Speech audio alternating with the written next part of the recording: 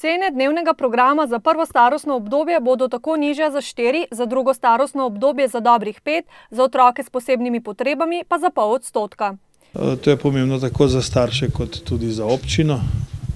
V teh časih je pač vsak evro pomemben in mi bomo ta prihranek, kolikor ga pač bo, vložili v širitev prostora. Tako nameravajo prenoviti staro šolo v Hrastovem Dolu. V njej bodo sprva uredili vsaj en oddelek vrtca, kasneje pa bo zgradba služila predvsem potrebam kraja.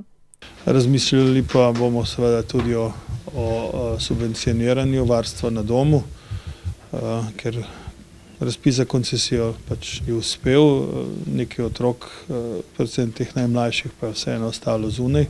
Bomo ponudili možnost sofinanciranja tistim varuhom, ki pač izpolnjujejo pogoje.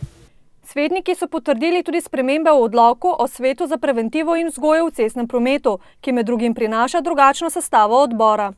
Tako da bomo dali priložnost delati tistim, ki se s to tematiko dejansko tudi neposredno ukvarjajo. Se pravi, več bo predstavnikov Zveze šoferjev in avtomehanikov. Predpisujemo pa tudi, da bi v tem svetu delovali najbolj odgovorni delavci iz šol.